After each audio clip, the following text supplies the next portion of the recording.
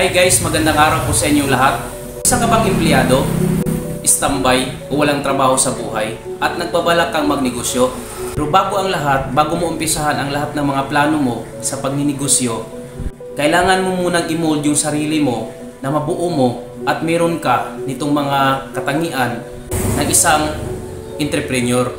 Kaya tapusin mo ang video ito, i-share ko sa inyo kung ano ang dapat na katangian na meron ng isang negosyante bago umpisahan ang napagplanuhang negosyo.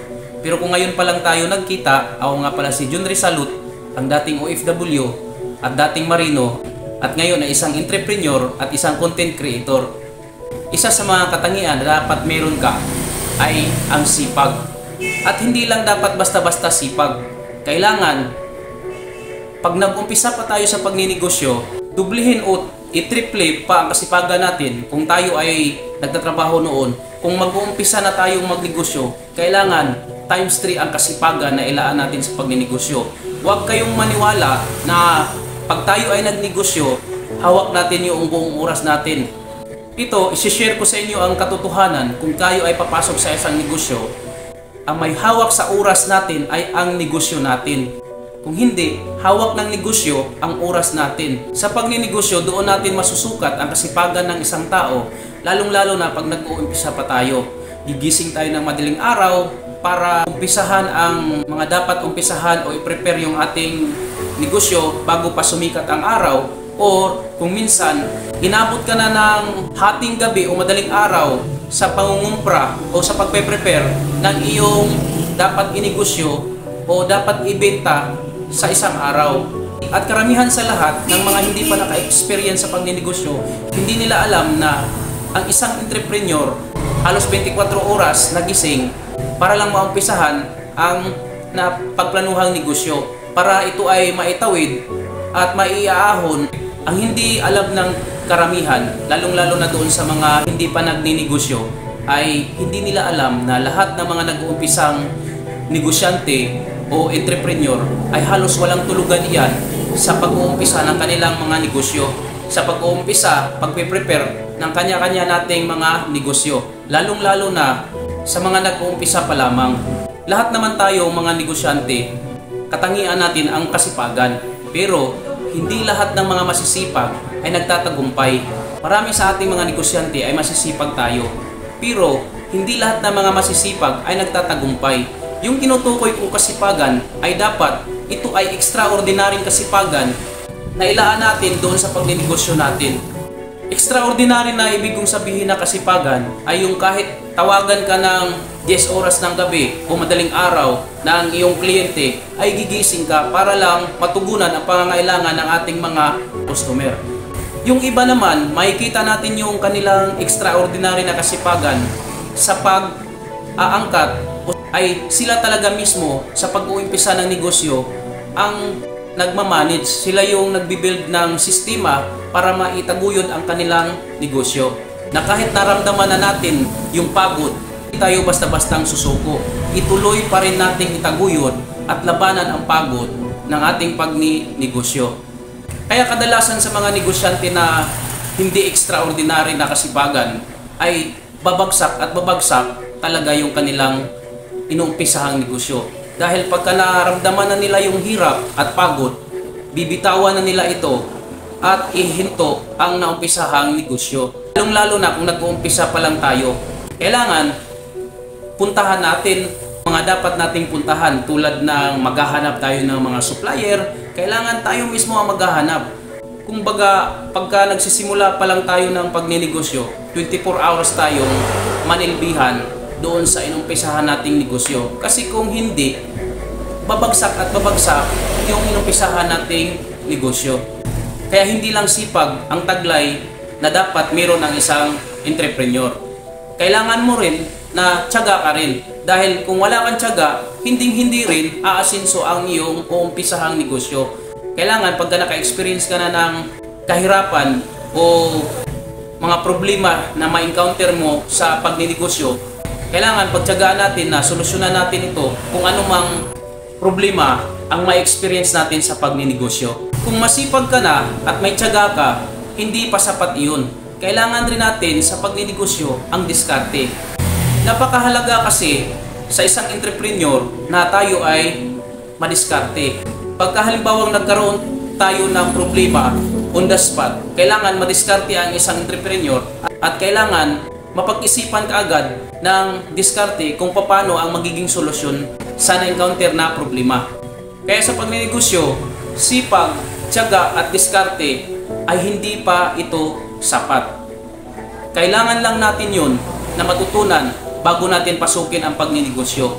Sunod na katangian na dapat meron ang isang entrepreneur ay kailangan nating dapat tayo ay matalino.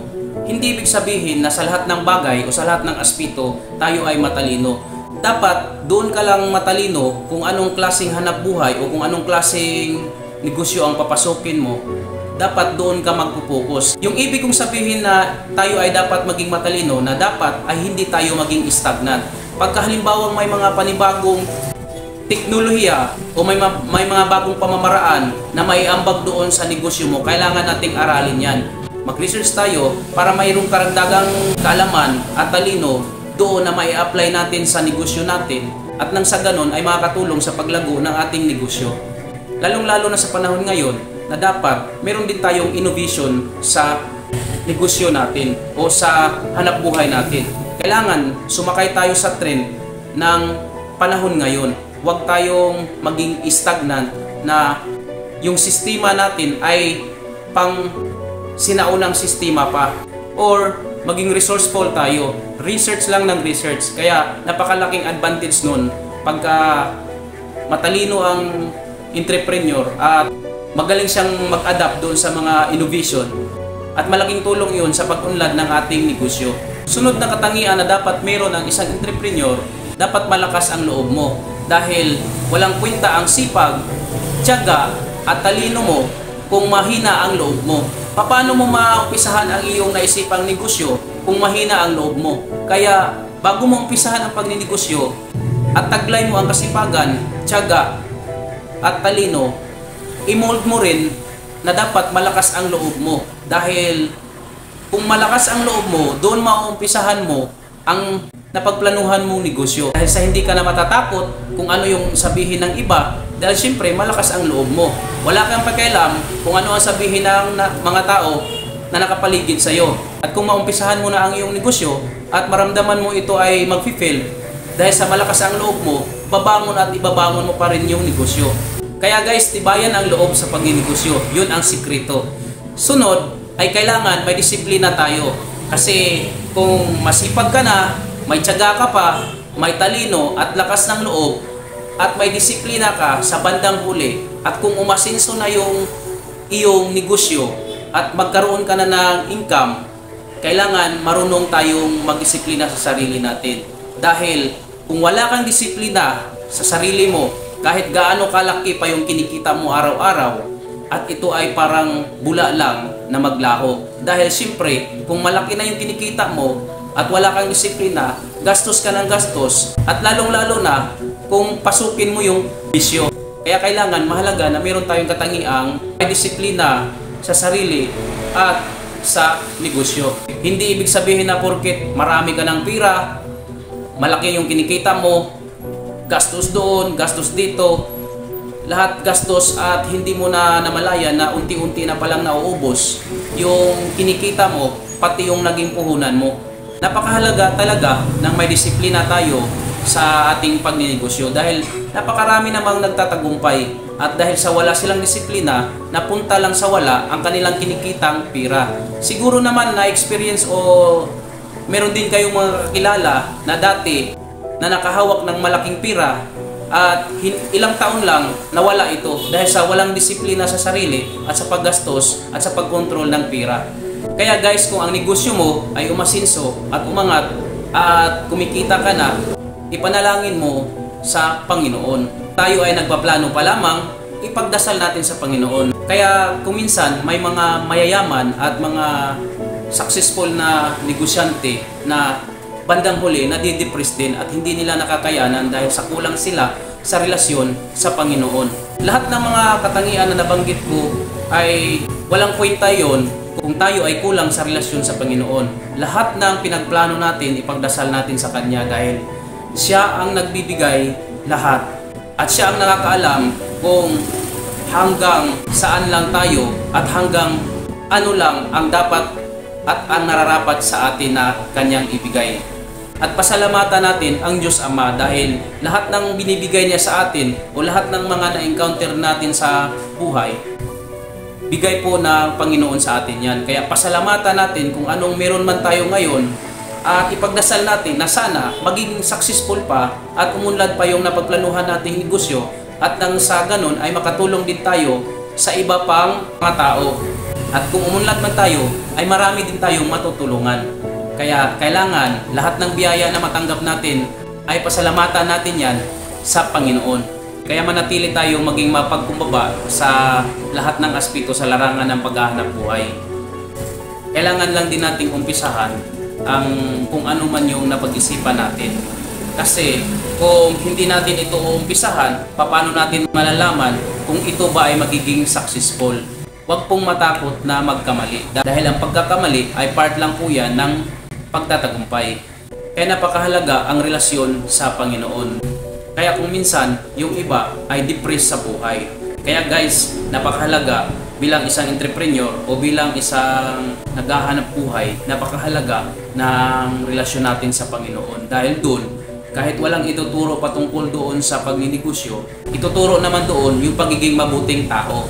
Mabuting tao sa ating kapwa, sa ating kamag-anak, at sa ating mga kasama sa trabaho, at sa iba pang makahalubilo natin sa pang-araw-araw na hanap buhay.